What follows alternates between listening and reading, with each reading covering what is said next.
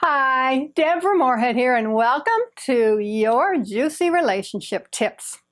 Today's question is, I know I'm right, but that doesn't seem to work for me in conflicts very well. So today, I'm going to give you some ideas about how to manage that. But let's start by just being honest with ourselves. All of us, we have a part of us that wants to be right and wants everybody to agree with us. And that's just as a part of who we are, and that's okay. The question you need to ask yourself is, do I want to be right? Or do I want to be in relationship? When you start from there, that starts to change things around. The truth is, when we come from a place of I'm right and you need to agree with me, we are setting ourselves up to be pretty lonely. What can you do about this? There are two areas that I want you to think about to be able to help you with the do I want to be right or do I want the relationship? The first area is how to think about connection and the relationship. What I want to encourage you to do is to go into every interaction, especially the conflict interactions, but go into every interaction from a place of how can I learn and grow and connect? And how can I help the other person to connect and grow? Because that's one of the things that, as human beings, we can always keep growing and improving ourselves. The way that you can do that is approaching the conversation with an attitude of curiosity, empathy, and I really want to understand this person. Now, what that means is you're going to have to sit with some of your uncomfortable feelings that may come up. Not go to a defensive place. Sit with maybe some fears, sadness, anger, just the combination of feelings, but actually sit with them. No, they're not going to kill you, and just sit with them because you're wanting to be curious to learn from the other person about their perspective.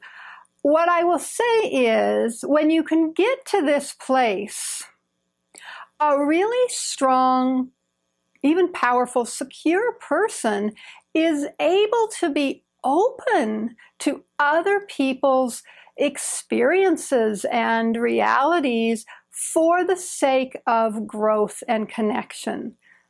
That's the way you can approach and think about any interactions with other people to help you to shift out of the but I'm right place to but this relationship is more important. All right, the second area to start to look at, if you want, instead of being I'm right to this relationship is important, the second area is to actually start to look at yourself.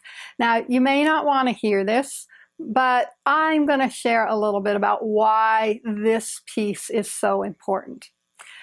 If you think about somebody who's really coming from a truly secure place, a place of, like we described before, a place of kindness, love, support, they don't have to come from a defensive I'm right place, because they already have that within themselves.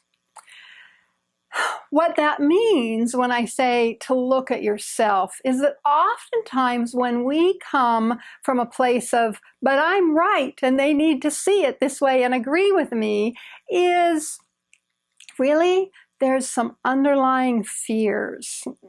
That's where I want you to kind of go inside yourself and really do some soul searching. The fears may be around something of fear of failure. If I'm wrong, and that may have come from somewhere. So that's why you need to hold on tighter to the I'm right. The fear may be around some control or power stuff. If I'm not right, I'm not in control.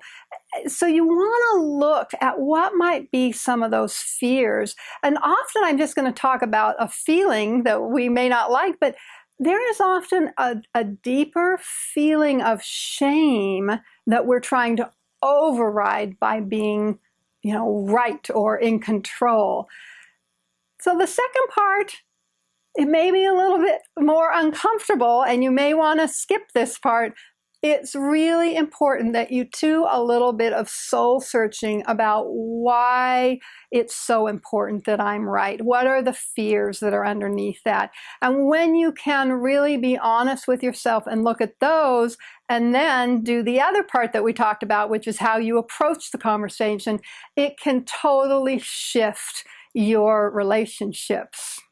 I hope this has been helpful for you, and share it, leave a message, and I will see you next time.